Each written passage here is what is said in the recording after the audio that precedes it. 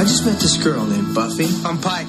Pike isn't a name. It's a fish. I liked her, even though she seemed kind of flaky. But, as it turns out... You have been chosen, Buffy. To do what? To stop the vampires. Does Elvis talk to you? And things started getting weird around here. Are we having a nightmare? You threw a knife at my head. And you caught it. She was the one person I could really count on. Kill him a lot. Hi. Hi. What are you doing here? What am I doing here? I'm saving your butt. That is a bad guy. Can we go, please? The Slayer is a nest. Let's finish it. I think this relationship has potential. Hi. How's it going? You're obviously having a bad hair day. If she can just get rid of those other guys in her life. Stab him in the heart. Kristy Swanson. I am so sure. Donald Sutherland. Paul Rubens. With Rutger Hauer and Luke Perry. Buffy, you're not like other girls. Yes, I am. Buffy The Vampire Slayer. I didn't even break a nail. Directed by Fran Rubel Kazooie. Welcome back to the show, everybody. Welcome back. Yes. We got a good one today. We always have a good one. Of course. Everybody out Always. there listening, my name is Pete. And I'm Scott, and these are the movies that made us gay. Indeed. Our Labor Day weekend recorded episode. Yes. This is a nice, welcome, long weekend. We took the show on the road. We actually went and visited our guest for this one. Yes, we don't often do that, guys. Mhm. So that should say something here. Scott, why don't we talk a little bit about the movie that we just watched and introduce our wonderful guest? We watched Buffy the Vampire Slayer, released July 31st, 1992, with Jacob Carrillo. Welcome back to the show. You were last here for summer school. It was. Hello. Actually, that was Labor Day. almost, in like 2 years. 2 years ago.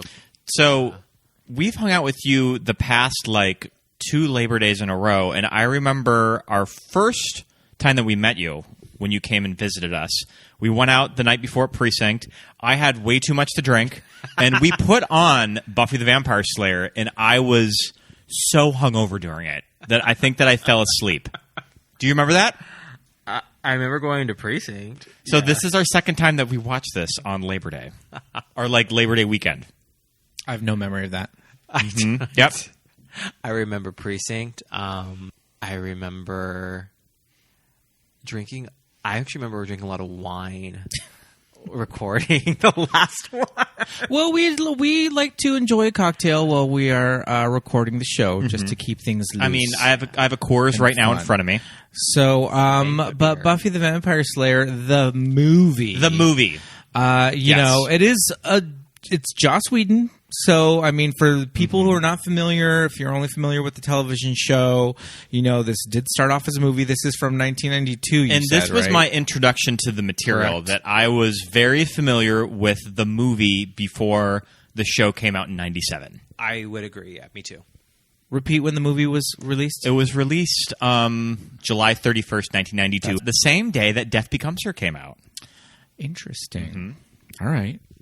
I was more of a Death Becomes Her person than Buffy the Vampire Slayer. This was on steady rotation when I was a child, that I would always pick it up at the video store. And I was introduced to this movie by my mother. My mom really loved this movie when it came out. Really? Yeah. How did she see it? I think that she must have seen it in the theater with my dad.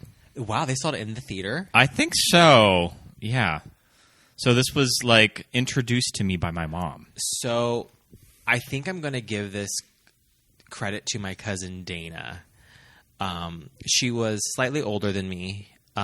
She was probably actually in middle school when this came out, and I loved it. I think I rented it once, and then my dad recorded it for me off of Showtime, Cinemax, and I probably wore that, tape over and over again. I think I had this recorded off of TBS or something too, that I would watch a lot. Pete, what about you? I didn't see it for many years. It wasn't something that I saw in the theater, and I feel like I didn't really seek it out or watch it a lot. Like, I was watching like teen comedies, I was a big fan of like Clueless and all that, but I just never got around to watching this. Interesting. Okay. And I remember when the series premiered in the late 90s, watching the pilot, really loving it, thinking the writing was, just so fresh and funny and all of that, and just kind of loving all of that early Joss Whedon stuff. I feel like I may have just sought out this movie once the series became a thing, and just kind of understanding that Really? it is its own thing. Interesting. Okay. Well, do you remember when it was like the trailer and it was in the theaters? Mm-hmm. Because it was such a big deal that Luke Perry, It was his first big movie, is in coming off 90210. is in a feature, because a lot of the 90210 kid, at that time, crossing over to movies from TV was kind of a big deal, and Luke Perry especially, he looked so different in this movie compared to his 90210 look. Yeah. It was a big deal, and I was very much a 90210 fan. So I definitely remember the posters at the theater, the cardboard cutout at Video Park, because I don't think Hollywood Video had bought out the Video Park in Madera yet. And I remember the trailer. I remember wanting to see it, and obviously I was 92, so I was 8 at the time. So it took a while for you to get around to actually watching it. You said you were... Once it probably hit the video stores when I saw it. Okay. Oh, I felt like I would have watched this in probably the 2nd or the 3rd grade. I was very young being introduced to this movie, and just kind of thinking that it was so cool. That these are the type of young people that I want to hang out with when I get older. Yes. Okay, so I'm not sure about how you felt when you were really young watching high school movies. I was scared of high school. Lean on Me. That made me never want to. Well, that's a scary movie. I know. I know. That's a scared straight high school movie. Like Buffy was like, ooh, this high school looks bright, even though there's vampires, but it's fun vampires. Yeah. It made me kind of like cool for high school in a way. Yeah, I always just used to love all of the scenes with the friends. That I like their little, their cool banter that they had. That this was sort of coming off the 80s Valley Girl slang. Yes. I always thought that was really fun as a kid. And I think I imitated them. And one of the many things that my parents obviously knew I was gay was that I would say the lines and recreate everything from the movie as I possibly could. The choreographed fight scenes when she's training. Okay, yes. If we're going to say why this movie made me gay, she does gymnastics. She fights crime and does gymnastics. I think every little gay boy, if they could choose, hey, Pink Ranger, why? Because she gets to do gymnastics. Yeah, it's one of those things where it's like, are all those backflips going to get you from point A to point B any faster? It looks a lot cooler, Maybe though. not, but yeah. Yes. Yeah, but it does look a lot cooler. It looks better. So, all the high school stuff is really fun. Kristy Swanson, I feel like, was somebody that I never really latched onto. I don't know what it was about her performance for me when I was a kid that I was like, I don't know about this one. But I really liked Luke Perry. David Arquette I thought was fun. And then Paul Rubens is in this movie. Yeah, so cool. So that was another thing that kind of brought me into it, thinking like, okay, I'm going to like this. I remember not knowing Paul Rubens was in Pee-wee as a kid. And I remember when the whole scandal. Because this would have been made very close to that scandal. Exactly. Because he has the hair in the mugshot. Yes. It's this hair. Exactly. And so I always thought, wow, he got caught masturbating and they let him be in a movie. Oh man. But I mean the dialogue, the slang, like whether it's made up or whether it's like real to the period or the region or whatever, it is very does have that Joss Whedon kind of stamp all over it, because even in the Buffy show, a lot of the things they said, it's just like, oh my god, nobody talks like that, but it's fun to listen to and to quote and all that. And even his other material, Firefly and all that, there's a lot of made up there's jargon. like a banter with its main characters, but there's like a made up vocabulary that he includes in a lot of his projects. Mr. Howard is so heinous. He's always giving me a hard time. I get a C+ on the test, and he tells me you have no sense of history. I have no sense of history. He wears a brown tie. You got a C+. I can't believe I cheated off of you. Excuse me for not knowing about El Salvador, like I'm ever going to Spain anyway. Oh, wow, look at that jacket. Oh, this is so lush. Wouldn't you guys just love me in this? Guys, what's the sitch? I'm bored. What do you think? Please, it's so 5 minutes ago. Yeah. Oh. And this movie is no different. There is like some crazy stuff, like when they're deciding what movie theater to go to. Yeah, I love that scene. I still remember it. They don't have THX. No THX. No Dolby. No Dolby. I always thought that, is that she said they show previews for foreign movies, but when I was a kid, I thought that she said porn movies. Like she says they show they say that they suggest the Beverly Center, and she says, no, we're not going to the Beverly Center. They show previews for foreign movies. Mm-hmm. Why would we want to watch that? And especially like opening up with that mall scene that you have your whole dream sequence set in the Middle Ages, like the Dark Ages. It's the dark. We have to make it very clear because it's Joss Whedon, everything is intentional, and it opens up with the Dark Ages. They do their fun little not gymnastics, they're cheerleading, and then when they go to the mall, it says the Light Ages, but it's spelled like LITE, like light beer or like light soda. Light soda. Yep. Well, that was the time. I mean, you could not be skinny unless you ate or drank a light product. Sugar-free. Everything had to be sugar-free in the late 80s. Yeah. So it's just that kind of like funny little wink and a nudge. And just sort of the dialogue of Kristy Swanson and all the rest of the girls. Screen debut of Hilary Swank. This was Hilary Swank's first movie. Double but Oscar just, winner. I love that whole setup of them as friends going up the escalator. And just like talking to each other and their little banter. I always liked that as a kid. And it's one of those things that Kristy Swanson, I know that she's a very controversial actress and kind of an asshole. Sorry, Kristy, if you're listening. Oh, yeah. And I know that you are. But I think that she's really good in this movie, though. Yeah, that's something that I always it took me a while to come around to it because early on I was like, they're terrible, like they're just mean, like talking in the movie theater and all that stuff. I'm just like, these three hoes.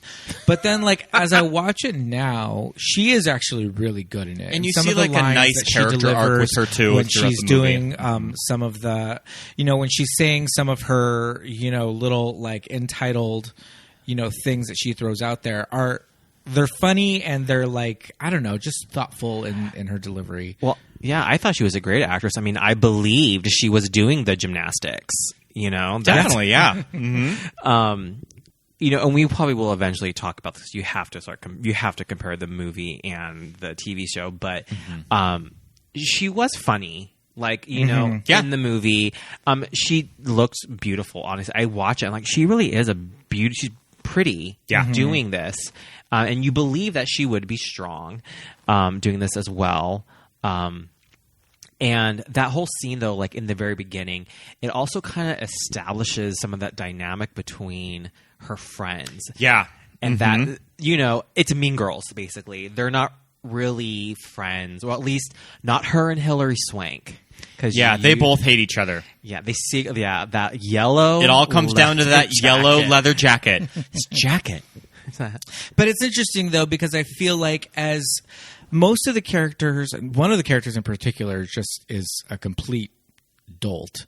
But I feel like Buffy kind of plays off this persona that like they're not that smart. Like when they're talking about the dance themes and the environment and all that, and the one character says the ozone layer, and she's like, oh yeah, we got to get rid of that. But also I think the character of Buffy is smarter than she's letting on to this friend group, because she knows to keep this station of popularity being smart is not going to be. She has to well dim received. herself down a little bit Yeah. when she's surrounded by all of these girls. Yeah. It's very funny because, you know, I don't know how many times I've seen this movie for like how many years, and then how they're talking about the dance theme. And we seniors, we have to show that we are going to be aware and involved in the world around us. And then when she goes into the scene where she brings Pike back, she talks about how she's starting to be aware of things outside of her like dumb social clique. Yeah. And I'm not sure if this is the English teacher in me now. I'm like, was that on purpose? Is this the layering of Joss Whedon? I think so. I mean, you probably. see her grow as a person in each scene of the movie, too, which is kind of clever about the script. I know that Joss Whedon has been very forward after the making of this, that I think that his tone was originally a little more dark. I think that he even referenced with Luke Perry on set making a movie kind of like Near Dark, kind of this darker vampire movie. And I think as they were making it, they kind of felt, we need to lighten this movie up. And I think that he kind of took it personal, too. Like that tone. Let's talk about that tone. Okay, so this is 92. I can't, like, this is before grunge. I can't imagine that type of dark tone in the early 90s. Especially aimed at teenagers, too. Exactly. I mean, we talked about how Lost Boys kind of had a little bit like a light comedy. It's kind of a horror comedy. Exactly. Yep. And right now I'm thinking of, remember that movie, My Boyfriend's Back? I remember with Tom Everett Scott. Yes. Yeah. That's what made me think right now. Like, to me, I'd put But that was this in the at- later 90s, though, wasn't it? No, that was around like 93, 92. I think around the time this movie came So out. I kind of put it in like that type of category. Like, I don't think we were. I mean, imagine like this is the Saved by the Bell still. Type Well, of- I mean, let's not forget Nevermind and Pearl Jam's 10 were both released in 1991. Sure. So hadn't come Take- down yet I from mean, Seattle. I mean, No, it this was- soundtrack it was firmly This in. soundtrack's is also pretty cool. It has like Matthew Sweet and Toad of the Wet Sprocket, so Yeah. it feels very cool for the early 90s. It needs to be this light. I feel like this kind of I this agree. kind of a movie needs to be this light. I don't know Well, that it was, meant maybe to you're be. right, because when we think about the Buffy origin in the series, Buffy automatically, she's already known she's a Slayer. Yeah. She had She already been Merrick's dead, and in this one, she doesn't know she is the Slayer. So this is her Batman Begins. This is the origin. And I think story. that's what I think is really satisfying about it when you revisit it, that you are introduced to Buffy in season 1, that she's already had this adventure prior to it. It might be Right. sort of a different type of the version of events from this movie, but she's already kind of grown as a person. Well- And I like that you sort of see Kristy Swanson have that arc. It's super satisfying as a Yeah. viewer. The show constantly references her burning down the gym Yes. of her last high school. And I now, think- that doesn't quite happen. Well, I in think this that was movie, from one of the original shooting scripts sure, that okay. they had to sort of downsize. which they ultimately turned into a comic book series. I think so, right? yeah. Right. So if you want to find, or if you want to read Joss's original treatment, it's there in comic book form. But I think the TV show also kind of has a lighter tone too. I mean, it is dark, physically, like aesthetically as well as tonally. But I do think that it's light and funny. I feel like characters like Xander and even Willow like bring a lot of like lightness to it. But a different kind of. When was the first season of Buffy? Was it 97? It was spring of 97, I think. So like this is right after Scream. Yep. This is and I feel like that 96, and one could argue how yes, 90210, Party of Five, they were the precursors to young people sounding like adults, darker tones, Yeah. but like I think of Sarah Michelle Gellar playing this Buffy Right. in the movie. The Valley Girl, the cheerleader, and you get a glimpse of that. I think it's in season 3 where Angel, he is kind of I think he's the first is causing him nightmares and trying to have him kill himself, and he thinks about the first time he met Buffy, and you can tell, I think Joss is trying to like, I'm going to merge. I think she wears like, she has the long hair and she has those like pink shorts or something. And you get a glimpse of Sarah playing this type of Buffy. Mm-hmm.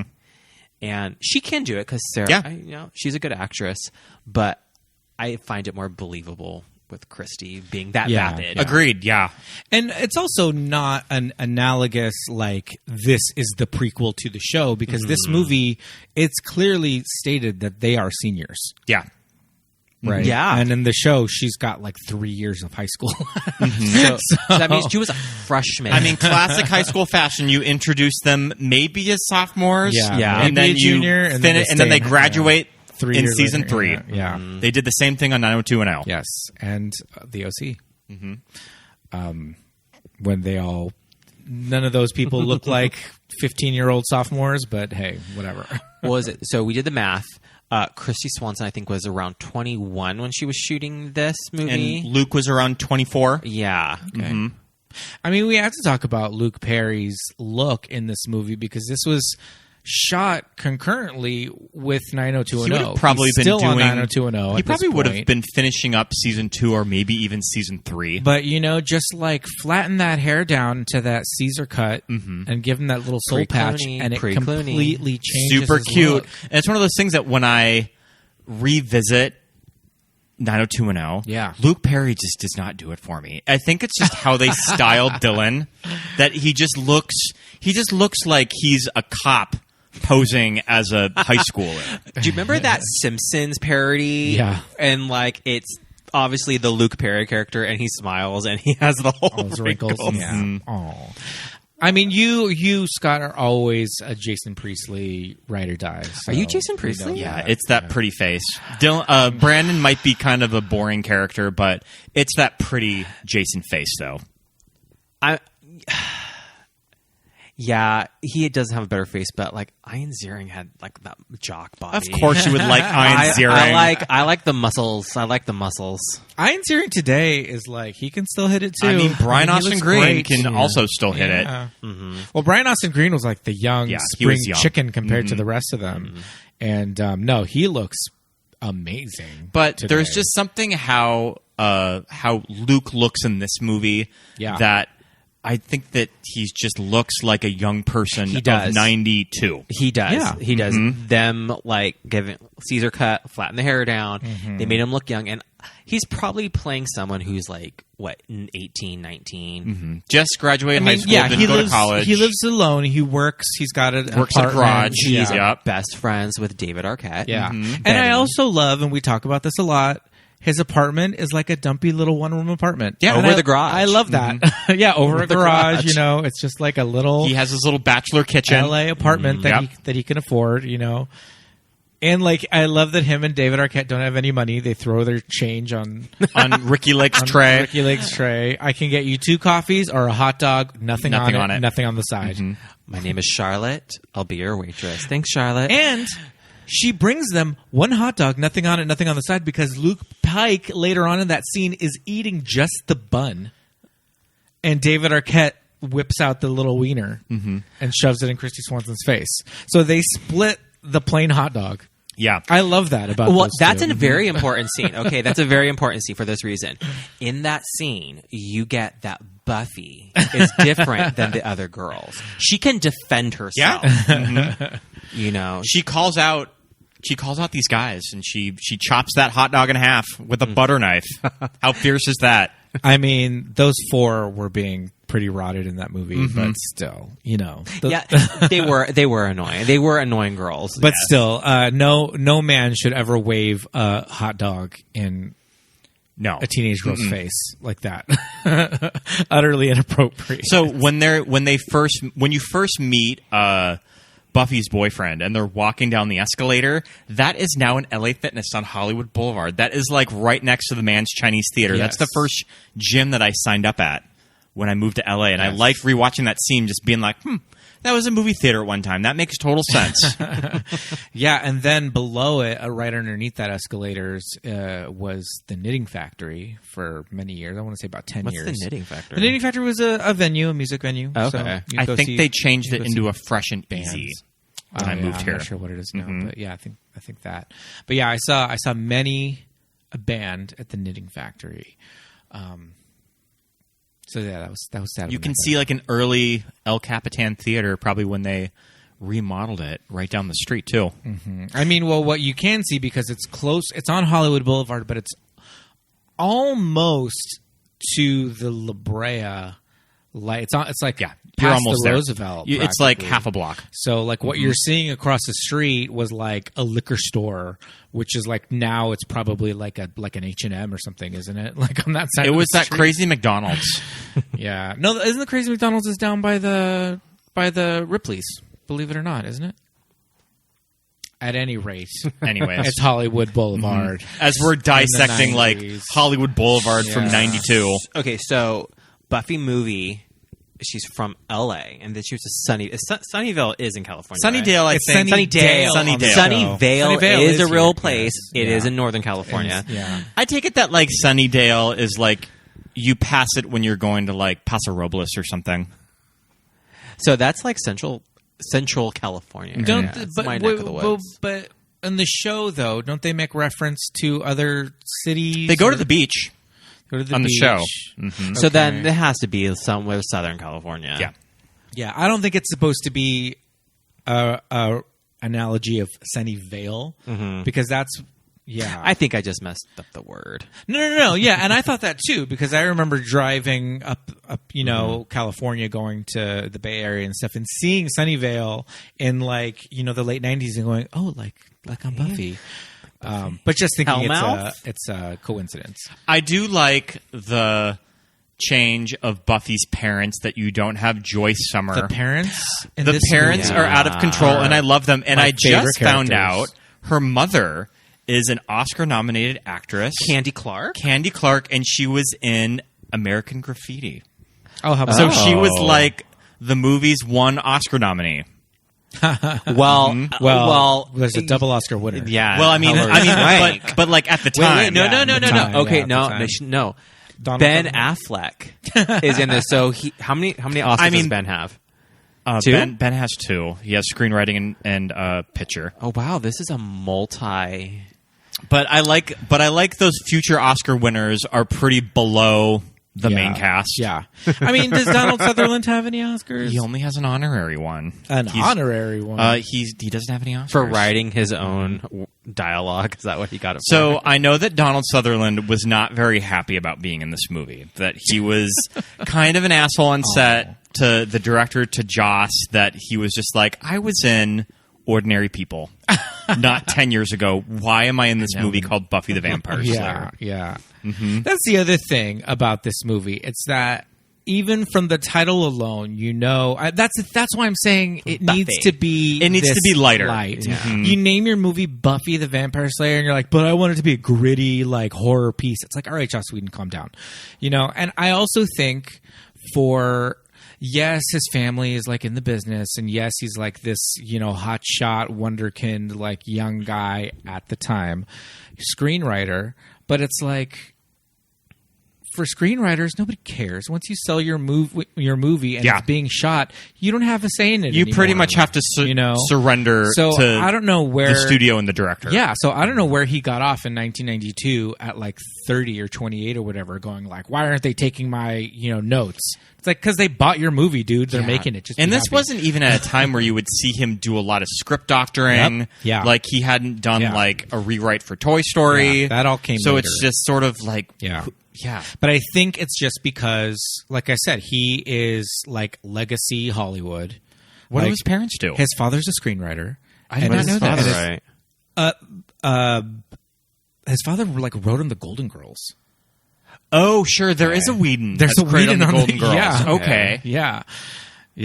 And Interesting. I'm pretty sure that's his dad. And then he has like an older brother that also is a screenwriter. And then like he works a lot with his younger brother. Interesting. I did not Yeah. know that. Yeah. So I think he just kind of had this whole like, I know how this industry works. I know how to write a script, blah, blah, blah. Like, why didn't you sign me on as a producer when you bought the script? Yeah. And so, I mean, just the fact that he got to be on set and argue with Donald Sutherland, you know, it's like, that doesn't happen for a lot of other screenwriters. But you know what? I think when you look at the whole history of, you know, from the script throughout the series is probably really only good because he got kicked out. You know, sure. He got to, right. He saw what someone else did, so he could visualize and, you know, when the series did happen, have more of that creative control. Well, and also screenwriters like Marnie Noxon, I think, also had a big part of forming the character and her journey as well. Isn't her name Marty Noxon? Oh, I don't know. Yeah, I think of you know, Marty Nixon when you say Marty Noxon. It's not. It's she was on the show. She was a writer. She also wrote on Mad Men. Sure. Well, so Tom Whedon, who is Joss and Jed and Zach's father, he created and wrote and was a head writer on the Electric Company, but he worked on the Dick Cavett show, Benson, Alice, The Golden Girls, Early to Rise. Yeah, a lot of stuff. Early to a lot bed. of stuff. So yeah, and I'm gonna find the name of that screenwriter you're talking about. But moving, Marnie Nixon is the singer. Yes. Hold on. She dubbed for West Side Story and for My Fair Lady. I always thought the dialogue as a 8-year-old gay boy was so much fun. Same. And now when I do watch this, knowing how much Donald Sutherland hated being on this, you kind of look at it and you're like, oh yeah, he's kind of just throwing away everything. Kind of really not really putting a whole lot into the character. And then I start thinking, how did Kristy Swanson, this is the script I memorized. Right. Oh, he's changing this on me. Yeah, that's the thing. When you read the trivia and it says that Donald Sutherland would come in and just rewrite all of his scenes and all that, it's like, yeah, did he just rewrite his dialogue? Did he rewrite it to match up what she's going to say to him? Like, how did that work? And was she just like, okay, I guess? I bet that he probably just edited it. I think he just yeah. And that's Marty Noxon. Marty Noxon. Yep. Yeah. I know that like Buffy listeners, because I'm sure that there's some diehard Buffy listeners are probably screaming into their phone right now. Don't at us. Just let us let us work our way through this. So when Merrick dies. Merrick dies. I'm sorry if you guys haven't seen this 30-year-old movie. I think he quotes Hamlet, and I didn't understand that as a kid, like what he was talking about. Yeah, and I think he did some stuff like that. He was trying to, I think, elevate it a little bit. Right. Yeah, like, I'm British, but then they were saying like he was going out of his accent, or like he was supposed to do an American accent. It was every line that he reads. All I'm hearing is the like, town. I'm hearing the town historian from Springfield that teaches Lisa the real story of Jebediah Springfield. Yep. I didn't mean to startle you, but I do love to talk Jebediah, even when I'm drinking my chicory. I'm the curator, Hollis Hurlbutt. Hi, I'm Lisa Simpson. I'm here to research a report on Jebediah. Oh, you're in for a treat. You know, some historians consider Jebediah Springfield a minor patriot, but I think you'll find he's easily the equal of William Dawes or even Samuel Otis. Because his voice is so distinctive. It is very Donald Sutherland. He's very well used in that episode of The Simpsons, too. It's very well used. Well, it's just a very Donald Sutherland character that he's playing, and they drew him to look exactly like Donald Sutherland, too. Donald Sutherland is Canadian. He's from New Brunswick. Okay. Oh. All right. Is Kiefer it's Canadian born? No, but was Kiefer born in Canada? Oh, I don't know. Yeah, I'm not sure about that. But yeah, I feel like the performance that he gives, the performance that's in the movie is good. Yeah, he's a great actor. And I think there's I don't know. I think there's stuff in that character. I don't think it's a character that's like, why did they bother getting him or whatever. He does have a past that he just talks about training all of these girls. So here's my question, right? And obviously this part of, well, it's kind of carried over onto the show, but okay. The Slayer is not reincarnated.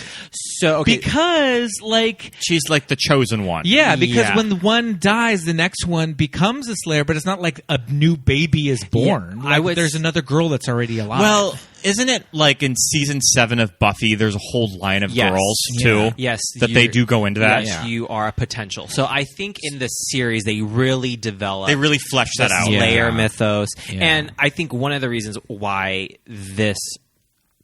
basically this trope, the chosen girl trope, that she's actually the one that actually to save everybody, to save the cheerleader, save the world.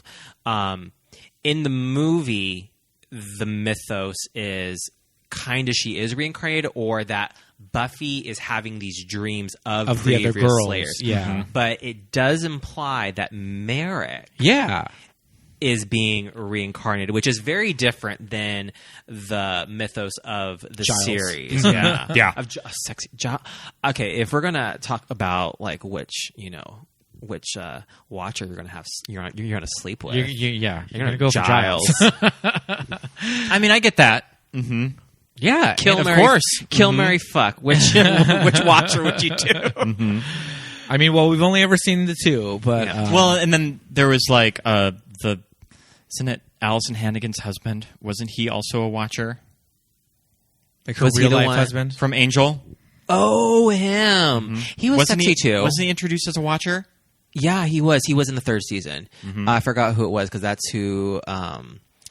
Charisma Carpenter's character. I'm so sorry, fans out there. I'm totally blanking on names. Cordelia. Because remember, she was kind of like into him, and then they kissed. He's like, oh, never mind. And then, yeah. Interesting. That is Alexis Denisof. Don't watch Angel. I just know that's his name. Sure. That's just one of those things. And he married Allison Hannigan. Yeah. If Billy Eichner ran into me on the street and screamed in my face, "What's Allison Hannigan's husband's name?" I would win that $1. There you go. I would win that $1. There you go. But yeah, the mythos. It does in the movie. It makes it seem that. Yes, these Buffy is getting reincarnated. But what's interesting is that the very first scene that the Slayer is there, Merrick tells her like the new Slayer has now been born. Yeah. So she kills herself. So it's more of the sacrifice. Wait, she killed herself? I thought he was saying that like you're the new Slayer now. No, and he gives her don't worry, the stake. Tremble, this new Slayer has been. Yeah, she went up. And I think she's killing her heart. No, so one Slayer must die for the next one. I didn't see it that way. That's how I interpret. I never thought of that either, Jacob. I think you're wrong. I think what happens is the last Slayer just died, and here she is with the mark, and he's like, Harry Mole people. You're the new Slayer now. The Harry Mole Club. And he gives her the stake, and she holds it up and she brings it down to her chest, but she doesn't like impale herself with it. She's just like, I'm the new Slayer now. Like she's like me. She's sort of carrying like, the stake, like they're passing the torch or stake. Yeah, she's passing the torch to kill herself. So no, new no, absolutely not. Absolutely not. That's how when I watch it and when you hear it, that's how I am interpreting, because then her next dream is this new type of Slayer. I don't think it's the same one. No, it is her. I don't think it is. It is. It's got the long red hair. I never saw it that way. Well, this is the thing, because there are other influencers, not influencers, but YouTubers out there who I watch, and they talk about this, how exactly what you said. Mm-hmm. Is she being reincarnated? Yeah. Because in the series there is like this potential, and then when a Slayer actually does die, a new one is... They hand it off. it off, and it just happens. And, that's really the whole thing, when Buffy dies in the first season, that's why we now have 2 Slayers and so forth. And after that... but she's part of the Harry Mole Club. Is there a mole involved in the series at There's all? no mark. I don't think so. The mark is part of it. The mark of the Covenant. I love that first interaction with Buffy and Merrick. Rude much? Mm-hmm. What a homeless. Yeah. A homeless. Well, that's the thing. That part of that slang is like, instead of saying "get out of my face," he's like, "Get out of my facial." Yeah, get out of my facial. I love it. Yeah, I don't recall what mall that is inside. Yeah, I don't know. It might be. They might be just in the Beverly Center. I don't know. Even though they call out the Beverly Center, I don't know. It doesn't look like the Beverly Center. Beverly Center doesn't have like a courturt like that. Mm-hmm. So that just might be the Sherman Oaks Galleria. Possibly. I don't think America's Mall it had been redesigned or remodeled yet in '92. So it might be that original like layout from Fast Times and Commando and Terminator and all that stuff. So, but yeah, those intro scenes where he's trying to like get in touch with her are funny. Yeah, maybe we'll have to search out for that comic book adaptation of this to see. It's called Origin? To see what's going on. Oh, I don't know what it's called. Because I know, like, there's the season 8 comic books, and it goes way all, what happens with Buffy and everyone else after that. I think it's called Origins. And, Josh said the movie is not canon. Yeah. He says it is not canon. Kind of a dick move. I don't like that. Yeah, I agree. Mm-hmm. I felt bad for Kristy. Yeah. I was like, oh. I remember when she donated that Bloomer cheerleader outfit to Planet Hollywood. Oh, I love that. I remember that. And I was always curious, why did some cheerleaders have the blue leggings underneath and some were bare-legged? Yeah. It looked purple in this view. I think it is purple. Yeah. Mm-hmm. I think that's just a choice. I think it's just a personal choice. It's like part of the, like, it was at my school too. Like, one's pep, one's cheer. No, I think it's just like, in my mind, one's pep, one's cheer. They have the option of wearing the tights or not, and some of them do. Some of them like wearing it, some of them don't. But yeah, it's just like, because it's not symmetrical, like only half of the girls or, in the lineup or whatever. It's just, it's random. But yeah, we were watching it going, that's not a skirt that the cheerleaders are wearing. They're bloomer shorts. Love it. They're like culottes. Yes. So culotte shorts. Yeah. Purple and gold school colors like the Lakers. They were the Hogs. The Hogs. The Hemi. Was it Hemi Hogs? I don't know, but during the dance at the end, the theme was the environment. Hug the world. A pig hugging the world. Mm-hmm. Hogs like, hug the world. This school gym you see a lot in movies and television. It's such an old commercials. Can you think of any? There's a lot of commercials that are shot in this gym because it just photographs really well because of that giant window. Yeah, it's a very old school type gym. There's like that. There's a gym like that still in Madeira. It was it's disconnected from the school. Yes, and it's just old because it's this big dome. They don't make then they're short ceilings, but they have those nice windows because they really pay off when they do the vampire attack. It does, yeah. Mm-hmm. Yeah, the vampire. So the vampires in this movie, I guess they do kind of have some. They have their crazy little sea monkey ears. Yeah, yeah. They're not the little TV little bat series ears vampires. Kind of. But I do like that. Sort of the vampire are very traditional, like Hammer horror movie vampires. Yeah, they just have like big fangs. That Rutger Hauer like sleeps in a coffin. Lothos. He has like his little like red medallion or like his gold medallion. It's very like it's very like Halloween store. Yeah, like vampire. Like it's an adult deluxe vampire costume.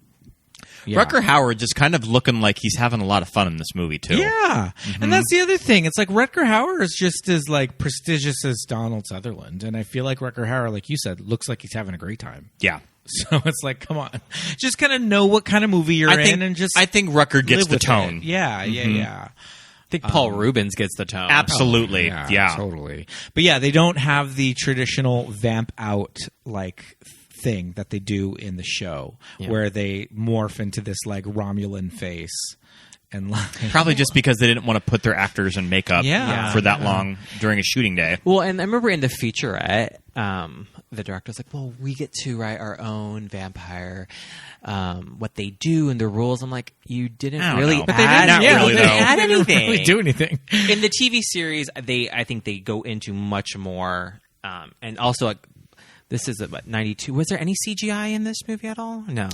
It didn't look like it. Yeah. Apparent. I feel like, because CGI was being used definitely by the late 90s in TV, not to the best, but it added more like the dust. I remember like whenever you watch like the special features, like the computers got better so we can add more dust in when they kill. When the vampires you don't have explode. anything like that in this movie. Yeah. The best death scene though is Paul Rubens. Was it Amlin? Is that his? I think that was his vampire. Yeah, name. his vampire name is weird. Amlin. Yeah, he has the best death scene. Because it's Paul Rubens. It's just like, all right, die. Be funny. You can tell Paul Rubens is ad-libbing. Totally. I will make this better. Just let me go at it. Yeah. Mm-hmm. And then he does like half the movie with one arm. Like, You ruined my new jacket.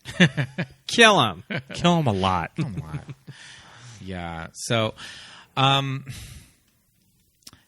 we want to talk a little bit about Buffy and Pike's relationship? Yeah, totally. Okay, so I'm assuming you know a little bit more about the origins, about the original script. Was Pike in the original script? Oh, I'm not sure.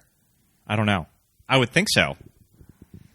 I want to know to what degree, because again, Luke Perry is really big at this time. I think that you would have to expand his role. I would think that you would have to have Buffy have a love interest. Yeah, and I think that's part of the arc Mm-hmm. too, because she has a boyfriend from school whose name is not Bobby. Whose name is not Bobby. But the boyfriend... She thinks my name is Bobby. But yeah, that's the thing. It's like I said it kind of before about Buffy's character and kind of like dumbing herself down. She's really only with this guy because he's popular. Because of the politics of high school. On the basketball team and all that. And she doesn't really like him, enough to give that much of a shit about him. And so it's like part of the arc of her kind of growing out of her high school friends and these like dumb little relationships that she has. Well, and also the character of Pike, that when he first meets Buffy, he just assumed that she's very shallow, and I think that he even describes her as being a flake. That he even says, I kind of thought you would just be a flake, don't take that the wrong way. And Pike kind of sees that there's more to this girl than what sort of presents on the outside, that she is somewhat thoughtful. Well, she calls him a man. I love that scene. I used to love that scene when I was a kid. Just because, and also it's something that really speaks to me watching it now, because I perpetually always just feel like I'm 12 years old. That I don't think, just sort of being called a man by someone, that it's How about being called daddy? Yeah, I know. I mean, anytime, like when you are after 30, you'll be called daddy on Scruff and Grindr regardless. But just sort of being called a man by someone. Yeah. I like that scene. It is a good scene. And Luke Perry does a very good job in this. Yeah. He, in terms of balancing where he needs to be, what the role needs to do. Works really good with Kristy. Yes. Yep. Until they kiss. Honestly, I didn't feel like they actually had good chemistry. I felt like she was eating his face. I'm like, get away from him. You don't know what to do with him. But, he calls her a flake. He gets saved by Merrick first. Because that's when his buddy Benny gets turned, who I think is kind of gay. Yeah. Sure. Yeah. Like their relationship is... especially where they're on like the side of that cliff. Yeah, because I'm not sure when you guys watch movies from your childhood, you remember major scenes, but like some of the incidental dialogue I didn't register. And as an adult, when you watch, I'm like, oh, is that what they're saying? And so they have left Cafe Blasé and they're walking Runyon Canyon. It's somewhere up on like Mulholland or somewhere. And they're discussing the girls, and Pike's telling Benny, but would you do them? And then Benny is like, hey, like maybe I'll let you do me or something. Start having sex with you, and then you wouldn't call me. Yes. Yeah. And they're drunk, and it kind of seems like Benny is kind of considering like suicide or whatever, because then Luke falls, and then Paul Rubens comes and takes Benny and turns him into a vampire. And then when Pike decides we're going to get out of town, and they go after him, and then that's when Buffy saves him and stuff. He's going to keep watch for her. He's gonna keep watch for her and wait till the sun comes up. Yeah. I think that Pike, I'll say wants to belong. You know, he's like there's these vampires going. Like, you know, he starts to figure out that there is something going on in this town, in which everyone else seems to really ignore. Yeah. Like, he's observant about the world that surrounds him. Because when you have that final, like, at the dance, those are a lot of dead kids. And a lot of dead people that have become vampires. They sort of cut around it, though. Yeah, like, what was it? I don't know. Stephen Root's given all those dead bodies detention. I mean, I take it that those are vampires. Detention. Those are probably detention. Well, aren't those vampires that that Pike staked? Okay, so this is very interesting. Yes. Okay. So there was one video I saw, and they're like, hey, Pike is the one who killed most of the vampires at the end. He was fully protecting. Buffy ran off. He was fully protecting that gem. Yeah. He was.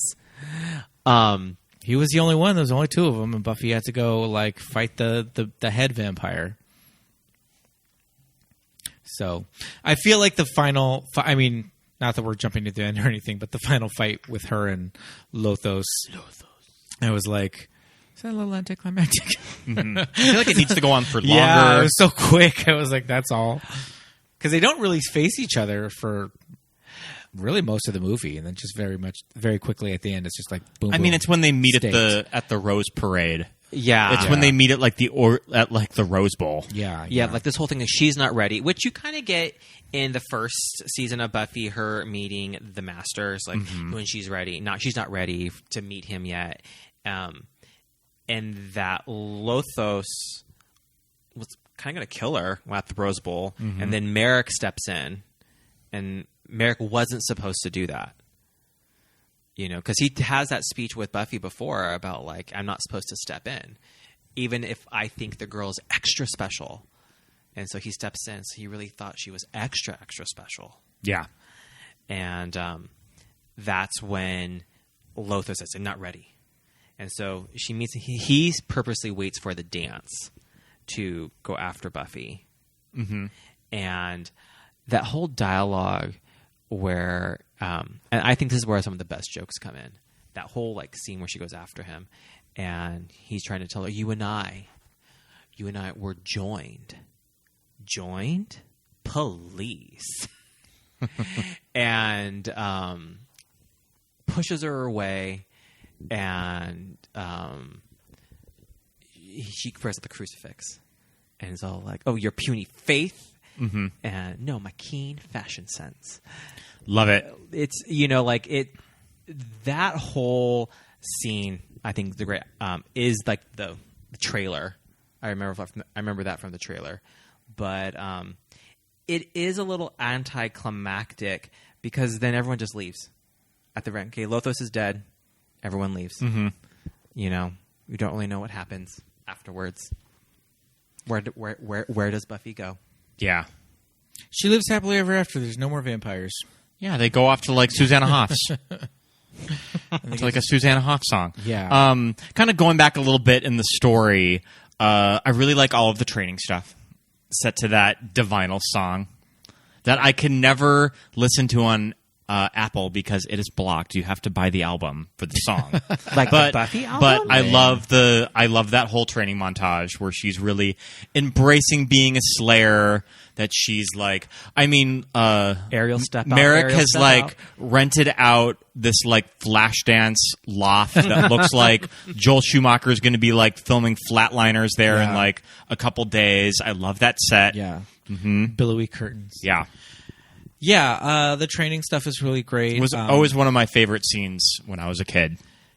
Whoever the gymnastics stunt double is, some really good. Matches Kristy pretty well too. Yeah. Yeah, it does. It never looks like, oh, well, that's like a different person.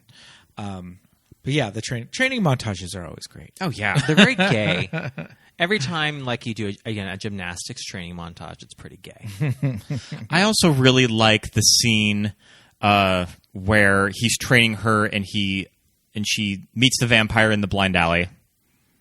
Do you remember that? And then they go back to his loft, and she's kind of talking to him of do you ever just want to do anything with your life that's not being a watcher? Do you have any dreams or kind of anything that you wanted to do? Because I like when she's like, I'm going to be a buyer. Yes, until... What, till there aren't any more vampires? Then what? Oh, then maybe I'll go to heaven. Or maybe you'll just get a job. Oh, a job. I would have been a wonderful bootmaker.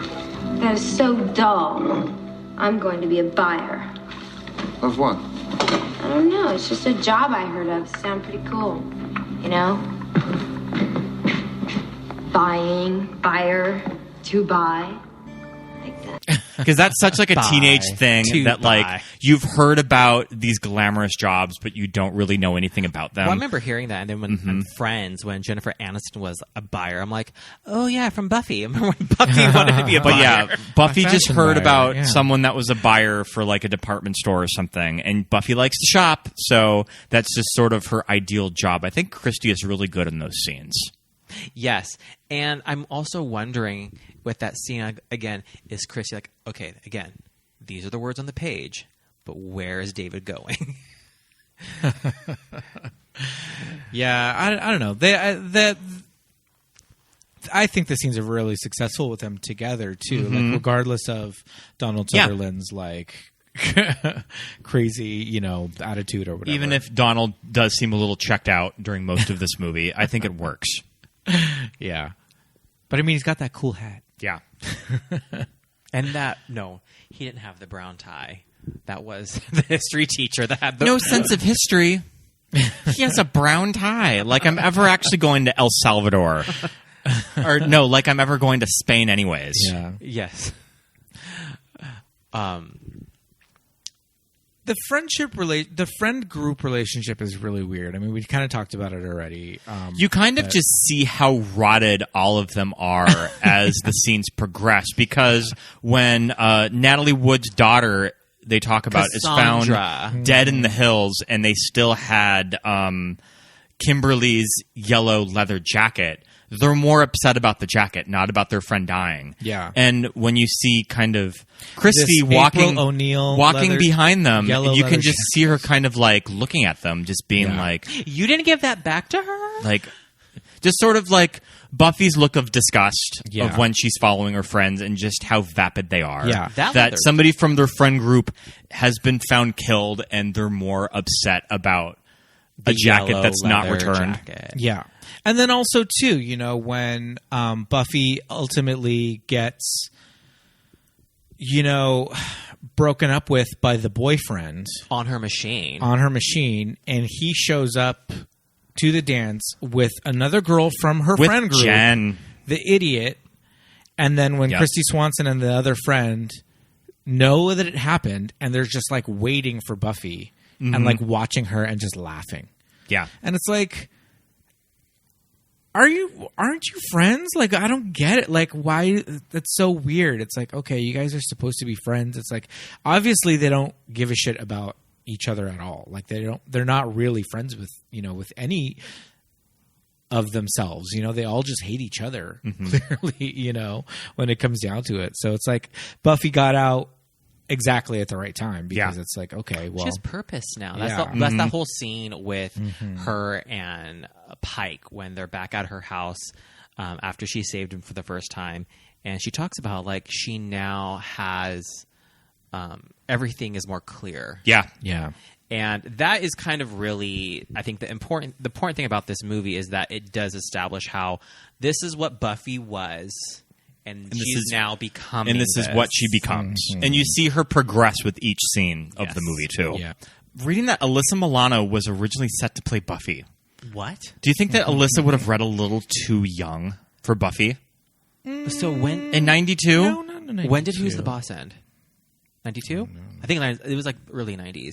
Mm-hmm. So Alyssa, I guess when I think of Alyssa at that age, I think of her like at 15. Sure. I mean, Alyssa would still be playing high school up until like 96 and 97. When did she do Poison Ivy 2, Lily? I think that was around like 90, 95, I think. Oh my... Interesting. Because she made Fear in 96, and she's Reese Witherspoon's best friend in that. Who's the Boss? Buffy. Who's the Boss ended in April of 92. But the thing is, Alyssa Milano was, at that point, she was born in 72. Mm-hmm. So sure. She was 20. Yeah, it could have worked. She just looks young, but she's the same age as Kristy Swanson. But she just looks really young. And she was playing teenagers and all that. But, yeah, I mean, I think it could have worked. I think it would have worked fine. I don't know how accurate that is. I wonder if it's just like... Yeah, I don't know. Gossip, hot gossip or not. I mean, according to old IMDb trivia. Yeah. I think it's kind of a broad character for Alyssa. I've never really seen her play this kind of comedy this broad. Mm-hmm. But yeah, who knows? I'm trying to think of more like the physicality of it. I mean, I don't know that Kristy Swanson is an actual gymnast either. No, but hey, you know what? No, but Kristy Swanson was in Skating with the Stars. She was, and she broke up a marriage during it too. Well, I wasn't going to say that. Mm-hmm. She sure did. Mm-hmm. But like, there is some she has some athleticism, and I know Sarah Michelle Gellar. She talks about when she did Buffy, like how much training she have to do. Has Alyssa Milano ever been in a very probably not role? Do you not remember Teen Steam, her teen workout video VHS? I mean, yes. And again, it's acting. It's a movie. I don't know that Ice Skating with the Stars is really Kristy Swanson's big key into her success as Buffy Summers. But yeah, I think Alyssa would have been great in it. We talked a little bit about the parents of Buffy and how they're very different from the television show. But I think we need to just kind of once and for all say, like, this is not this TV show.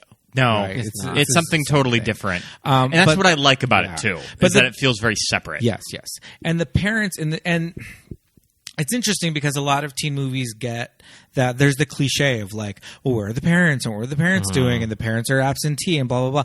But this movie makes it a point to show you, yes, they are absentee. They do not care about this girl. They're going out at like 10 o'clock on a weekday. And I think that's one of the funniest on like a lines weeknight, in the movie when Buffy comes home and the mom goes, "Do you know what time it is?" And she's like, "I don't know, 10." And she's like, "I knew it. This watch stopped. Pay a fortune for something." Honey, we're going to be late. We're going to be late. Mm-hmm. And they're leaving at 10 o'clock at night to go out. But yeah, it's just they're moving, they're shaking, they're hip, like parents going off on like vacations and like. And I kind of like in the story that you don't have a parental element in it. Mm-hmm. That's like those aren't characters that you have to worry about. Yeah, they're not important to the story. So the story is Buffy and Pike. Yeah, and Merrick. Mm-hmm. Yeah, so that's what that's what I'm saying. In another movie, there it's a criticism. It's a common criticism or trope to say like, well, where were the parents? Well, it's like, well, we're going to show you where they are. We're going to show you that they don't care. They're out. They're checked out. And I think it's just it's done in such a funny, memorable way. That.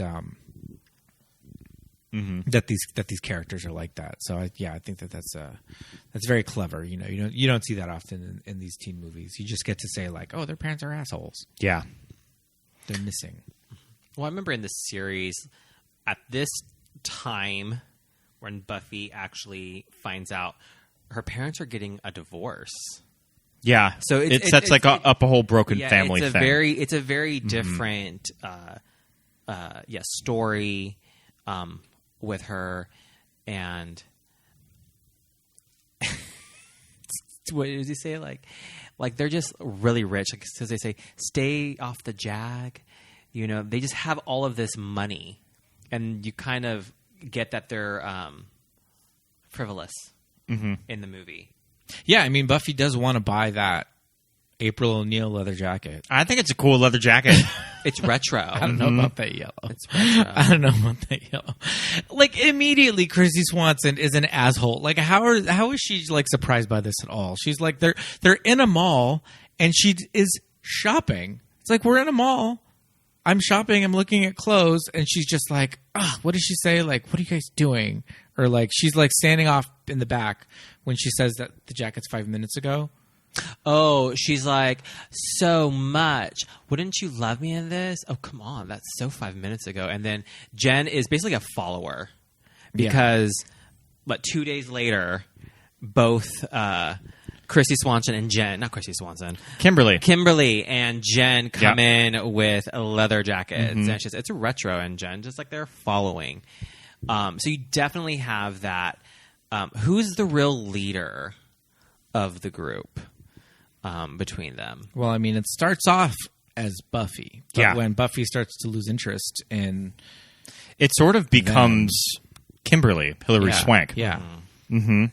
Yeah, well, she seizes the opportunity because she realizes that Buffy is losing interest in, you know, planning the dance and, you know, all of that. Paris Vaughn plays Nikki. Paris Vaughn was in the she was in Fresh Prince of Bel-Air. Oh. Okay. I liked her. I thought she did a very good job with the Valley Girl. She was the most Valley and the most vapid. And she honestly at times the most mean. Making all those mean comments to people at the dance and was not telling. That's the thing. Okay, the whole thing with Jen. Jen obviously wanted Buffy's boyfriend before they actually like stopped dating. And then Jen goes to this dance and then goes and regrets sleeping with her boyfriend as Buffy's getting attacked by vampires. One of also the scenes that I really latched onto as a kid was how pretty Kristy Swanson looked when she went to the dance in her like white dress and her like cute little bun. But just I remember how handsome Luke Perry was when he walks out, when he like enters the dance. Yeah. He's wearing that leather jacket, his hair is slicked back, and he's just like handsome boyfriend. His hair is slicked back, but it still doesn't look like Dylan. No, because remember Yeah. he shaved his sideburns a little bit. So yeah, it's still he's still giving us like a different character. It's not like, oh well, he's Dylan now, you know, because the hair is pushed back. It's a different style. It's just slicked. So yeah, it's very interesting that they did that. That was to, definitely like, a memorable moment for me watching it of like, okay, this is just like cute movie boyfriend. Yeah. And also the kind of leather jacket that they gave him, because, you know, he rides a motorcycle. It's kind of a functional throughout the leather movie. jacket because it has the arm. Well, yeah. So what I'm saying is like he rides a motorcycle in the movie, so they make sure to give him this leather jacket, right? But it's a very specific kind. It's not a motorcycle jacket, like a traditional quote unquote, like, you know, Brando kind of like black leather motorcycle jacket. It's like I think it's like brown, and just in the final look at the dance, it almost like if you look at it and like squint your eyes, you look at him and you look at her, they almost have a kind of like, I don't know, almost like a little like period drama costumey look to them. You know what I mean? Like they're kind of giving it this like I don't know. They're almost looking like they're going to like the Back to the Future dance, that they're almost dressed like classic movie teenagers from like the early 60s. Because like I always thought she had a very fancy dress when she went to this dance. And you know, it becomes functional because he steps on it and it's like a bloomer dress after that. And well, it has a bubble skirt, and then underneath the bubble skirt is like a longer like A-line skirt that goes down to her ankles. And so at a point he steps on the longer skirt portion and it comes off and just the bubble skirt is left, which is right at her knees. And it's very 90s because she's wearing boots. That was the thing. You're going to wear a formal dress with your boots. She's wearing white. I wonder if the symbolism for that is that because she's going to meet Lothos. Well, I mean, I think it just also looks good with the leather jacket. Yeah. That he throws to And you her. want Buffy to stand out, too. She does stand out. She looks the fanciest. I feel like all of my expectations for school dances were from this scene, and I don't think that they were ever met. And any of my school dances, none of my school dances ended with like vampires like trying to burn down the gymnasium. Oh, well, that's too bad. Yep. It's like also, is it prom? It's the senior dance. So The only biggest dance. seniors can go to it. Sounds like it. We don't have to invite every single senior. But it's the senior. Yeah, so that's the other thing. It's like, how big is the school? Because there's a lot of kids in there, and that's just one class. They got a lot of dances, and they Yeah. haven't even gotten to the spring formal. the semi-formal, and the senior prom. Yeah, so it's like, This is basketball season, so what? This is December or January? I don't know. You know? Like, you have to do that math. No clue. But yeah, it's just like and so it's not the prom, but it's also only for seniors, and it's semi-formal because the girls are all in like gowns, you know. Because like all dances are not formal. Like most dances are just like just wear whatever. And also, I like that this sort of fits the formula of a classic high school movie. Yeah. That you have Ending on a dance. you have to end your movie. You have to end your last act on the school dance. I like that little note in the script. Yeah. Kind of going to more of a traditional teen movie. Yeah. Mm-hmm. Yeah, for sure. Yeah, it follows a lot of like tropes of a traditional teen movie, but also the comedy maybe, or like the horror elements kind of elevate it or make it a little bit more, not adult, but a little bit more mature. It can kind of, Yeah. it can swing between comedy and horror. Yeah. And it's a tone that I think that works. And I don't really have much of a problem with it, as most critics did at the time, because I don't think this movie was very liked. I don't think it was when either. it came out. I think it did okay at the box office. Like, I think it was relatively a cheap movie for Fox to produce. That it did probably gross its budget back, and they put it on regular rotation on cable. I feel like this was a type of movie that probably made most of its money through rental. Definitely. And that's how it developed That's that what cult following. got its audience. Yeah, for sure. And I grew up on the TV show Buffy the Vampire Slayer. I would tape it every week, like a diehard Buffy fan. But the thing about Buffy that when I grow older and I kind of probably the past few years, I've kind of fallen out with it. Maybe it's just because Joss Whedon has been knocked down a few pegs that like there's sort of the disillusionment with him. But whenever I revisit it, I'm not as into it as I used to be. But this movie, on the other hand, I'm always super on board with. Yeah. That I'm almost latching on to this movie a little more than the TV show. I know that's a very, like, hot and cold opinion to have, especially with people that love the TV show. Yeah. But I think this movie has a charm to it that I love. Yes, it does have a charm. However, I would not be opposed for a Buffy movie remake in terms of the origin. I would love to see. I think it's always been discussed. Yeah, that they would revisit this material. When I like Buffy in high school, if we're talking about the series really quick, I like 1, 2, 3, and 7. Those are my favorite seasons. She's in high school. I think it works in high school. Joss Whedon, he's definitely not a name. I find that when I revisit it, it just goes down as a teenager show from the 2000s. That it just sort of, I think that there's parts of it that just kind of date. That when you revisit it, that if I were to, like, Scott, you're going to watch either Buffy the Vampire Slayer or 90210, I'm probably picking up the 90210 DVDs. Yeah. And I mean, 90210 itself can be just as, like, precious definitely. or, you know, whatever. But and also, again, 90210 just has that camp quality about it of the early 90s that sort of makes it a little more fun to revisit. Yeah. But with 90210, I'm still very much like, okay, they're done with their high school graduation.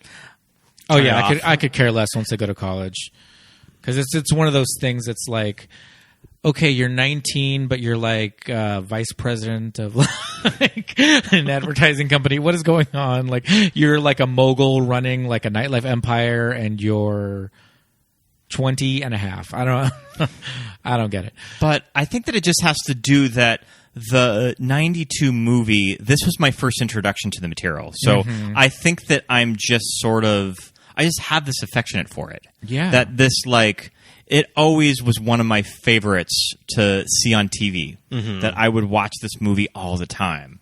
That, yeah, like, there's just something about this movie that I'm drawn to a little more now than the TV show. It's nostalgic. It's totally nostalgic, definitely, yeah. And I don't feel that way for the Buffy series, even though I still really do enjoy watching the Buffy series.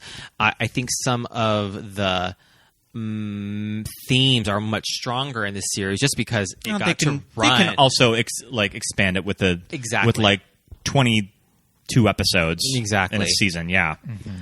And that I remember Joss Whedon feminism. Sure. You know, which is a very and like touchy subject now. Yes, exactly. Revisiting that Joss Whedon feminism, because, you know, from Joss Whedon we get Firefly, we get Dollhouse. What else do we get from him? I feel like that's good enough. One. Hey, we saw that truck today. That Firefly truck. Yeah. We'll post that on the stories. Yeah, I mean, obviously he's a controversial figure nowadays. Angels. With everything that happened with, you know, Justice League and, you know, complaints that have come out from people that have worked with him. But I mean, we're just talking about this material in particular, which, you know, like I said, he wrote the screenplay, it got produced, and this is the movie that we got from it. And I think it still feels like a Joss Whedon like property, but I think they did really well with adapting it to, you know, I think it's funny. It's, you know, it's like, I don't think it's scary by any means, right? Like, it's not like, it's kind of like the perfect movie to watch when you're a kid and you're over at a sleepover. Yeah. But it has horror elements to it because of like the vampire characters and all that. So I think it's a good like horror comedy, and it's a good kind of intro for young people. Especially at the time in the early 90s. Yeah. It's a good intro for young people to like the horror genre, and to understand like vampire mythology and all that, and to like kind of ease into maybe, you know, liking horror movies. And Buffy has always been a character that gay men in the gay community, lesbians, the gays, they all love Buffy. Like, Buffy is a character that speaks to our community. She goes through a transition. She has to become herself. I always felt this movie, when you watch it when you're really young, and when you start to understand like the jokes, you felt smart. Yeah. You felt witty. There's kind of hidden jokes in the script that you didn't really get the first few times that you watched it. Well, Pete, you mentioned it before, how like how the way the adults are written. And I'm thinking of the basketball coach. Sure. Oh, yeah. Yep. You know, he's like, Paul's like, I am a human being and I have a right to the ball. And when he tells, who was it? Goober, the vampire, the friend, the basketball vampire, and he's saying, you need to sit down, and how you made me feel. Played by Sasha Jensen from Dazed and Confused. Oh, yes. He's in Dazed and Confused. That's kind of one of his first big movies. He's also in Halloween 4. Yes. Yep. Okay. Yes, he is in Halloween. Yeah, that's right. He's the boyfriend. And the basketball coach is Mark DiCarlo. He was the host of Studs. How about that? Was it kisses or hearts they got to stick on their body parts? Hearts. Oh, interesting. Okay. Yeah, the coach is a funny character. He's very like, I don't know. How would you describe that kind of like, not like, I don't know, like new age kind of? Yeah, it's just like, just like the power of positive thinking. Yeah. And all the adults are written in that they're not smart to what's happening. Yeah. The kids are smarter. Than the adults. Yeah, like even the principal, played by Stephen Root, you know, just kind of still just doesn't even really get what's going on. Doesn't really get that's going on, and he still tries to hang on to I did drugs in the 60s, and I feel like I can try to relate to these kids that I'm the principal of. Yeah, totally. So, yeah, I feel like there's just there's like layers. There's like a lot of layers in the movie. There's a lot of things that like you can go back to and like notice if you didn't notice before, or just things that different people can latch onto for different, I'm also kind of a sucker for a movie that's under 90 minutes. This movie is an hour and 26 minutes. Like, wow. Bless that runtime. Mm-hmm. Where are the deleted scenes, extended scenes? No Buffy director's cut yet. Okay. And this director, Fran Rubel Kazooie, did go on to produce the television show. That may have been legal things that he just sort of had this property and he had to have his name on it. Is she? It's a female director. Is it? Yeah. Is it female? Yeah, I think it's a female. Why director. did I think this was a guy? I thought that. Oh wow! I mean, it's Fran, so yeah, that would totally make sense. And Interesting. She, okay. I don't think had done much directing prior to Interesting. this. Yeah, she is married to Kaz Kazooie. Interesting. Okay. Is Kaz Kazooie a male? Mm-hmm. Yeah. I mean, these are not. These are crazy run-of-the-mill names. names. Yep. Yeah. We can't. That's make so any interesting. I've never really thought that this is directed by a woman. You know, it's funny as we were watching this today, and I was thinking, like, dang, like this should have been a movie that they needed to hand off to a female director. Now I'm just a dummy that I never realized that. Well, I think she hadn't directed a whole lot before, and No, she directed one movie called Tokyo Pop.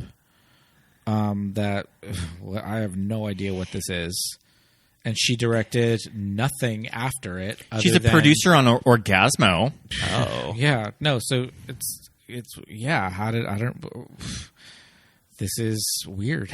Who is this person? Mm-hmm. Does she really exist? I don't know. Is she like the Great and Powerful Oz? Maybe. Yeah. I mean, she went on to produce both Angel and Buffy, so hey, she sat. she probably just never really had to She work. sat. Yep. She sat. Very interesting. Yeah, but how do you get a major motion picture director seat? As a unproven Yeah, and female especially director in 1992, given almost $10 million to make this movie. Does that cost $10 million? I mean, it's probably $8 to $10 million. Very interesting. Yeah, I mean, that's Hollywood. That's how much it makes. That's how much movies cost. Do you think Luke was paid more than Kristy? Ooh, I don't know. I mean, Luke was the established star coming off of a major series at the time. I don't know. You think Luke was paid more than Donald? And that is why Donald Sutherland. The estimated budget, according to IMDb, is $7 million. Opening weekend, it made 4.5, and the total worldwide gross is $16 million. So, it little more than doubled. I think they would call that a sleeper. Yeah. Also because it's directed by women. Women always direct sleepers if they're successful movies. Yes. So yeah, I mean, but this movie it's got a long history. It's got a long legacy with the property branching off into the television show and now comics and all of that. But I feel like it's a good starting point for the whole Buffy mythology. Even if the script was later on turned into its own comic books series and all that, I feel like it's definitely worth either rewatching if you haven't seen it in a while or picking it up if you haven't seen it at all. I mean, I think it's still funny. I wouldn't be surprised to hear if a lot of young people that have gone on to discover the Buffy television show that have probably not watched the movie. Yeah. You know what? That is. Well, I was doing some research prior to this. A lot of the people on YouTube hadn't seen this movie. And I mean, it's set in the early 90s. Kids love the 90s now. Yeah, but again, they don't want to do their research. They don't want to go out and actually see some of these. They don't want to movies. actually rent it on a streaming platform while it could be on something like Amazon Prime or Netflix. But yeah, I agree with you. I think it should be watched. I think if you are a Buffy fan, you need to watch this. It's part of the history. Even though may not be canon, it is part of hey, if this movie hadn't been made, this series would not have existed. Yeah, totally. Yeah, I mean, just one of those video store standbys of my childhood, too. Yeah. Great poster. Yeah. Great box. Great VHS box art. You know? Iconic cheerleader. I still outfit. listen to this soundtrack all the time. I still listen to that Toad and the Wet Sprocket song and that Matthew Sweet song. That Matthew Sweet song, it's called Silent City. It's when they're getting ready for the dance, and Pike is sharpening the stakes, and Buffy is like wearing that is awesome getting ready. outfit. Yep. Mm-hmm. She's wearing those cutoffs, Bermuda style, denim, and like her look kind of changes too. Yeah, she kind of dresses down a little bit. She's dressing ready for battle. She's kind of ushering herself into the grunge era of the early 90s. Pre-grunge. But like she's sort of like she's sort of like going into it. I hesitate to say pre-grunge. It is right. It's right at the cusp of when grunge. Grunge. Yep. Hit. Mm-hmm. I was there. I know these things. But what I'm getting at is that she's sort of I agree she's with sort what of you're saying, changing as a character as pop culture was changing at that time. Yeah, yes, absolutely. She's wearing like her cute little cutoff. She's wearing a plaid unbuttoned shirt. Her hair is not as styled too. Yeah, and the Buffy from the beginning of this movie wouldn't dress like this. Yeah. Brighter colors. And I mentioned it at the top of the show, but Kristy Swanson, kind of an asshole. Like, she's super annoying, but I mean, fuck. She was the original Buffy. So sometimes I kind of just have to give her a pass. I'm just like, oh, fuck. But Buffy is so good, though. So, like, I always felt bad for Kristy Swanson. I'm like, oh, after Buffy, you did nothing. Because when I think of Kristy Swanson... she was the bitchy girlfriend in Big Daddy, and she was one of the... I think that she was like Ashton Kutcher, Sean William Scott's girlfriend in Dude, Where's My Car? Okay. But she just went on to be the girlfriend. I think of Buffy. I think of Ferris Bueller. And I think of... Pretty in Pink? No, Mr. Boogedy. Oh, sure. Yep. With David Faustino. But she never quite found a role like this after it. Yeah. That she could never come to anything as close to as cool as a role like Buffy was. Well, you know, like you said, she's pretty outspoken on some things that are not quite up our alley. I mean, people are complicated too. Yeah. So, I mean, whatever. It's not like we're not out there like buying her fragrance or like supporting any of these weird, like alt-right causes, any of these ugly tweets that she sends out. So, we can still watch this movie. You just have to kind of remove yourself from the person and kind of focus on the work. Yeah. So, because I mean, it's a funny, and she, her contributions to this movie are, it's a big deal. She's funny in it. She's good, and I know that she always posts about this movie whenever anniversaries come up. That it's something that she is that she's very proud of, and she kind of like tweets about that I was the original Buffy. Yeah. So yeah, I mean, when you think of Buffy, when someone says Buffy. Even I don't think of Kristy Swanson. I think of Sarah Michelle Gellar. I think of Kristy Swanson. Oh, I'm sorry. I think of Sarah Michelle Gellar. And I always find it interesting how Sarah... but you also think that the original Slayer kills herself. I do that too, that's very true. I always find it interesting how Sarah was originally cast as Cordelia. And so that always makes me think. Was there another version of the pilot shot with someone else? Yes, with Willow. It was a different Willow. Okay. But that makes me think of how when they were casting and they were starting the series, how did they view Buffy? Were they trying to, well, this is kind of how Kristy kind of did Buffy. Let's try to find someone like that. Or were they trying to do something different? I always wondered that and how they were trying to develop Buffy for the series when they first started. Yeah, because Sarah Michelle Gellar is such a different type than Kristy Swanson. I mean, let's face it, Kristy Swanson is pretty waspy, and Sarah Michelle Gellar is not. So I think Sarah Michelle Gellar is Jewish. So I think that maybe they were like, okay, she would be a great fit for Cordelia. I think they just really wanted to work with her because she was very hot. She was coming off of All My Children.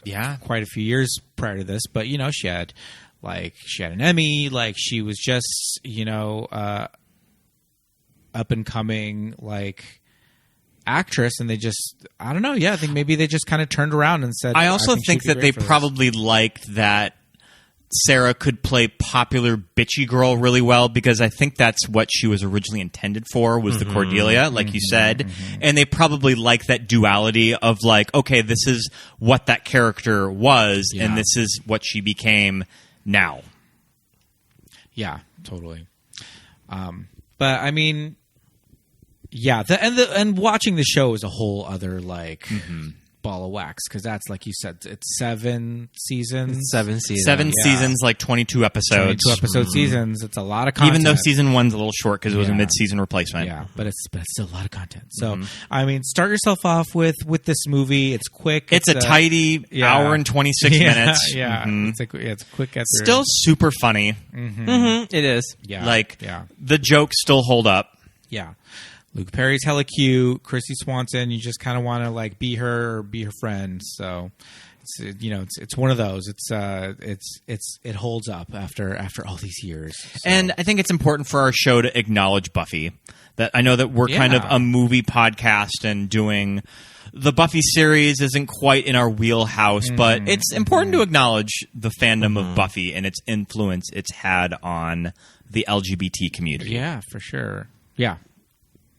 Definitely. And, just introducing queer characters on the show and all of that. So, yeah. It did a lot, but yeah, this is a good starting off point. All I'm saying, if I have my DVD set of Buffy in front of me and I have the 92 movie, I'm probably just going to watch the 92 movie. Well, it's shorter. I know it's shorter. It's easier. Just pop it in. It's easy. It's funny. But you know what? You can, when you watch it, you can pick up new things on it. Yeah. With that script. You really do. Like, there's layered jokes in it. Yes.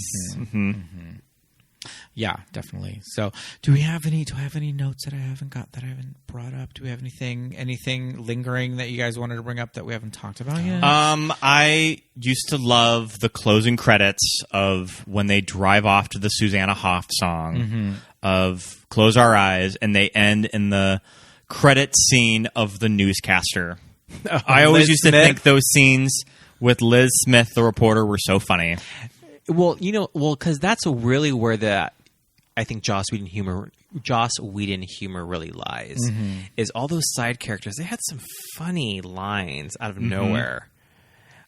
Christy, Hilary Swank, Kimberly delivering her like, "This is why I'm accepting Miss America." Well, because she has. Okay, so the dance, Nikki tries to save her. Oh, and then do you think Nikki meets like an untimely end after being like pulled out of that window? Dead. Yeah, unfortunately, is Nikki dead? Nikki's dead. Okay, I mean, she was kind of an asshole. Yeah, she was. Yeah, Nikki's dead, and it throws Kimberly into a frenzy. And the principal just smacks her to shut her up. Knocks her out. And she goes into a place where she is Miss America. Love it. Yeah. Is this the closest that we're... I mean, we could... I mean, if we ever want to do just like a downer movie one day, we could do Boys Don't Cry. I was thinking like, is this the closest that we're ever going to get to like a Hilary Swank movie on our podcast? How about the next Karate Kid? I've never seen the next Karate Kid. Neither one of us have seen it, so we're not... next Karate Kid. The third one? Oh, yeah. No, it's the fourth one. Oh, my God. Where she jumps on the car. Wait a minute. Did she do this before the Karate Kid? Oh, the next Karate Kid, yeah. Because I remember Hilary Swank from that, like, I remember, like this new actress, Hilary Swank.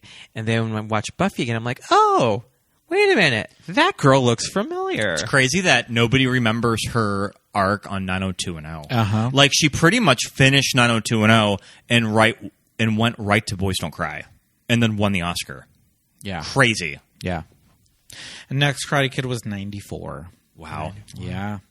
Another one that played high school maybe for a long time.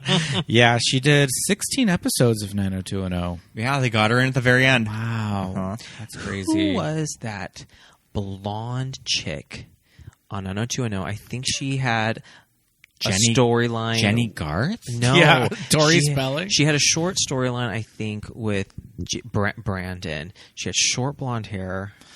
Talking about Christine Elise. Her. Yeah. Yes. I could see her as Buffy. Emily Valentine? I could Christina Elise is going to be on the new Child's Play show. They're bringing back that character. Yeah, I could totally see her as Buffy.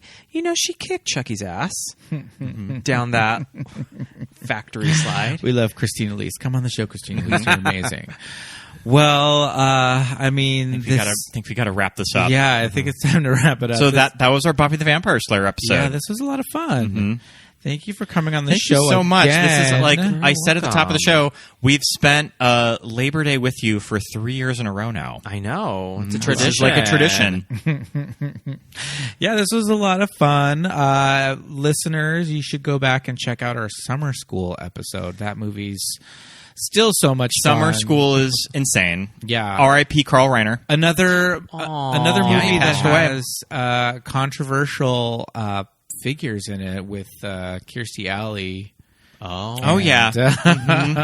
And even Mark Harmon, I feel. Yeah, like Mark Harmon. What did Mark Harmon do? I feel like Mark Kind of a Harmon, weirdo. there's a lot of stories coming out that he's just kind of an asshole. Yeah. Is it NCIS or JAG? Yeah, NCIS. Mm-hmm. Yep. But that's for another episode. But thank you so much, man. This was a lot of fun. You're very welcome. Yeah. We'll talk about what movie we want to do next with you next Labor Day. So we've got a whole year to figure it out. All right, man. Well, until then, it is time for us to bid you adieu. Bye, man. Bye.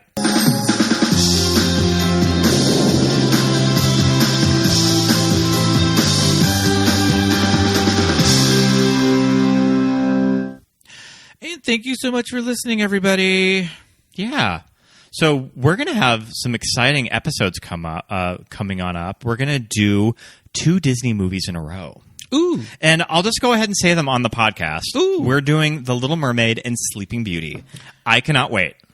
Yeah, that's going to be a lot of fun. It's going to be fun. Yes, indeed. I love both those Two movies. really fun guests. I'm excited to talk about them with it. Yes. I'm excited to talk about those movies with them. Yeah, Yep. that'll be a lot of fun. But until then, I think it is that time. Patreon shout-outs. Patreon shout-outs. So we would love to say hello and thank you so much to our wonderful patrons, Chris, Susan, Barry, JJ, Brandon, Leighton, Shelby, Merle, Michael, Charlie, Heather, Paul, Jamie, Drew, Jimmy, Genevieve, Dawn, Josh, Emma, Melly, Aaron, Melinda, and Jim, Jessica, Nick and Shannon, Christine, and Rufino. Thank you so much. Thanks so much for being patrons, you guys. Head on over to patreon.com/movies that made us gay for some really fun additional content like our Watch With Us commentaries. Yes. Our September one will be out very soon, around the time this episode comes out. Yes, indeed. And some monthly newsletters and some handwritten postcards from the both of us. So lots of cool stuff over there. So check out patreon.com/movies that made us gay. For that, we would also love it if you would rate, review. Give us 5 stars, please. Subscribe over on Apple Podcasts. You can follow us on social media. We are on Instagram and Facebook at Movies That Made Us Gay. And on Twitter at MTMUGPod. Yes, indeed. You can also follow me. My name is Pete. I am on Instagram and Twitter at Peter Lasagna. And I'm Oscar Scott on Twitter and Scott Youngballer on Instagram. Yes, indeed. So once again, thank you guys so much for listening. And until next week, we shall see you then. Bye, everybody. Bye. Bye.